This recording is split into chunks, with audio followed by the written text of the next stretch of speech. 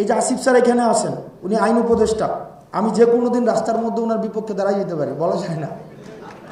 তো এখন বিষয়টা হচ্ছে, আমাদের বড় এক দিছিলাম, সেটা হচ্ছে যে শুধুমাত্র মত প্রকাশের স্বাধীনতা আমাদের প্রয়োজন নাই। আমাদের মত প্রকাশের স্বাধীনতা ছিল, কিন্তু 5ই আগস্টের পূর্বে সেটা ছিল সহমত প্রকাশের স্বাধীনতা। আমার 5ই আগস্টের পরে আমি যেটার জন্য আন্দোলন করছি সেটা হচ্ছে দ্বিমত প্রকাশের স্বাধীনতা। আইন উপদেষ্টা আসিফ নজরুলের সামনে বক্তব্য দিলেন হাসনাত আবদুল্লাহ।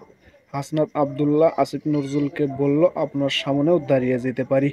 এটা নিয়ে কি বলল হাসনাত আবদুল্লাহ, আজকে আমরা সেটাই শুনবো। চলুন এখন আমরা বেশি দেরি না করে ভিডিওটি দেখে আসি, হাসনাত আবদুল্লাহ কি বলেন। এই যে আসিফ স্যার এখানে আসেন, উনি আইন উপদেষ্টা। আমি যে কোনো দিন রাস্তার মধ্যে ওনার বিপক্ষে দাঁড়াই যেতে পারি, বলা যায় না। তো এখন বিষয়টা হচ্ছে, আমাদের বড় একটা ভুল, এই বড় একটা ভুল সেটা ছিল যে আমরা যে কনস্টিটিউশনের এগেনস্টে আমাদের আন্দোলনটা ছিল, আমরা এই বিপ্লবটাকে এই কনস্টিটিউশনের ভিতরে ঢুকাই দিয়েছি। দেখেন, 5ই আগস্টের পরে আমরা ওই কনস্টিটিউশনের আন্ডারে শপথ নেওয়া, ওই কনস্টিটিউশনকে আমি তো ভাই ডিজনই করলাম, আমরা করেই তো হচ্ছে রাস্তায় নামলাম। 5ই আগস্টের পরে প্রথম বক্তব্য আমি যেটা দিছিলাম সেটা হচ্ছে যে শুধুমাত্র মত প্রকাশের স্বাধীনতা আমাদের প্রয়োজন নাই। আমাদের মত প্রকাশের স্বাধীনতা ছিল, কিন্তু 5ই আগস্টের পূর্বে সেটা ছিল সহমত প্রকাশের স্বাধীনতা। আমার 5ই আগস্টের পরে আমি যেটার জন্য আন্দোলন করছি সেটা হচ্ছে দ্বিমত প্রকাশের স্বাধীনতার জন্য।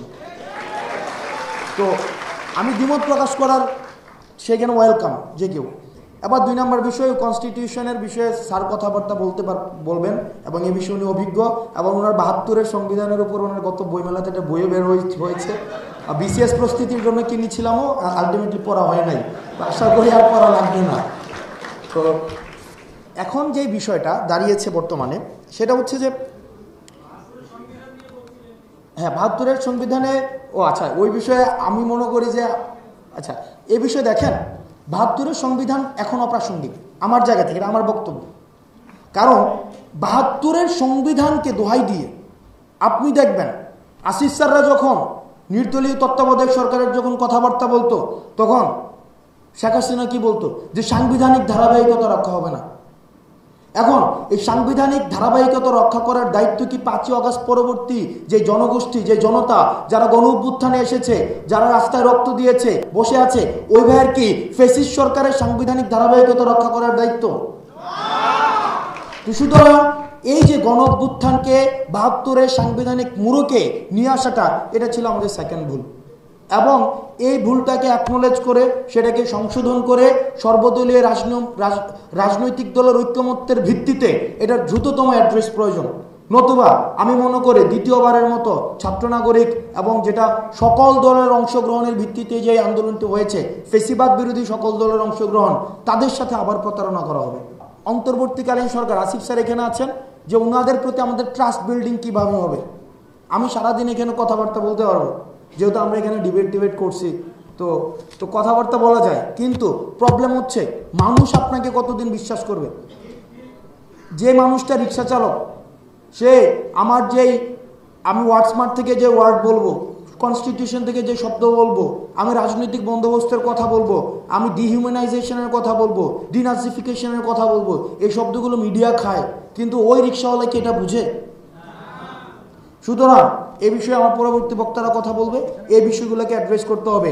তবে আমি যে বিষয়টা বলতে চাই, ট্রাস্ট বিল্ডিং করার জন্য আপনাদেরকে খুব দ্রুততম সময়ে আমাদের বিচারগুলো নিশ্চিত করতে হবে। বিচারগুলো যদি নিশ্চিত না করে, তাইলে কিন্তু ট্রাস্ট বিল্ডিং হবে না। বিচার নিশ্চিত করার জন্য প্রথমে যে কাজটা করতে হবে সেটা হচ্ছে, আপনি যদি দেখেন 2য় বিশ্বযুদ্ধের পরে জার্মানিতে কিন্তু ডিনাজিফিকেশন হয়েছে। ধরে ধরে ধরে ধরে নাৎসিরা যেখানে ছিল, অ্যাডমিনিস্ট্রেশনে, জুডিশিয়ারিতে যেখানে ছিল, তাদের কিন্তু সেখান থেকে মাইনাস করা হয়েছে। কারণ ওই যে আমরা প্রথম ভুলের সংশোধন হচ্ছে এটা, আমাদেরকে আওয়ামী লিগ্যালাইজেশন করতে হবে। অর্থাৎ সব জায়গা থেকে আপনার আওয়ামী লীগের যে মুজিববাদী চেতনার যে শক্তিটা রয়েছে, সেই শক্তিটাকে আপনাকে যদি আলাদা না করতে পারেন, এখন ওই শক্তিটাকে আমরা কি করব? বঙ্গোপসাগরে নিয়ে ফেলে দিয়ে আসবো? আমরা কি করব ওদেরকে নিয়ে কোথায় যাইব? ওদেরকে নিয়ে যাওয়ার প্রক্রিয়া আছে, সেটা হচ্ছে ওদেরকে আগে অ্যাকনোলেজ করতে হবে যে this are the crimes we have intentionally committed, এবং আমরা জাতির কাছে এই ভুলগুলো আমরা করেছি, এটা তাদেরকে কালেকটিভ সেটার অ্যাকনোলেজমেন্ট লাগবে। 2 নাম্বার, বিদ্যমান যে আইন রয়েছে এই বিদ্যমান আইনের মধ্য দিয়ে তাদেরকে বিচার নিশ্চিত করতে হবে। এরপর যদি তাদের কোনো ধরনের রিহ্যাবিলিটেশন প্রয়োজন হয় সেটা ইতিহাস এবং তখনকার ছাত্র নাগরিক সেটা সিদ্ধান্ত নেবে।